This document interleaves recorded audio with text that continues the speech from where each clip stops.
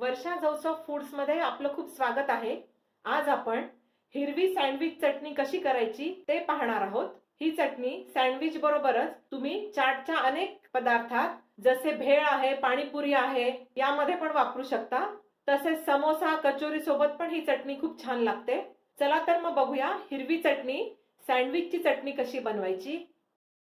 Sandwich चटणी करण्यासाठी इथे मी एक जुडी कोथिंबीर घेतलेली आहे। कोथिंबीरीच्या कवळ्या कवळ्या काड्या ठेवलेल्या आहेत। स्वच्छ निवडून आणि धुवून ही कोथिंबीर घेतलेली आहे।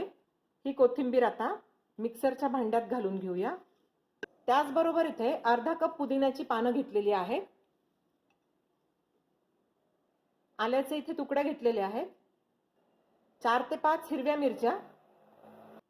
इथे 2 टेबलस्पून डाळ किंवा आपण डाळवा म्हणतो ते घेतलेलं आहे, ते पण चटणीत घालायचे। डाळव्यामुळे चटणीला दाटसरपणा येतो। 1 चमचा जिरे घालूया।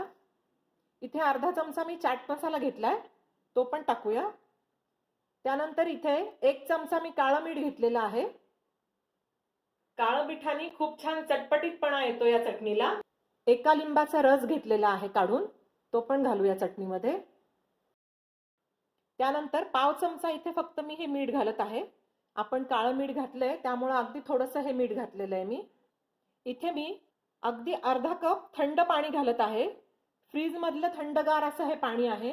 थंड पाणी आपल्याला यासाठी घालायचं आहे की जेव्हा आपण मिक्सर फिरवतो तो मिक्सरच्या हीटनी चटणी काळी पडायची शक्यता आहे, म्हणून या चटणीमध्ये चटणी वाटताना अगदी थंडगार पाणी आपण घालत आहोत। आता मिक्सरचे झाकण लावून घेऊ आणि ही चटणी छान बारीक वाटून घ्यायची आहे।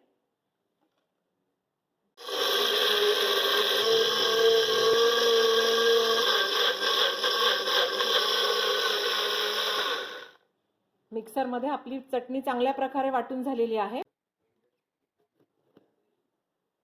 इथे आपली सँडविच हिरवी चटणी अगदी छान तयार झालेली आहे।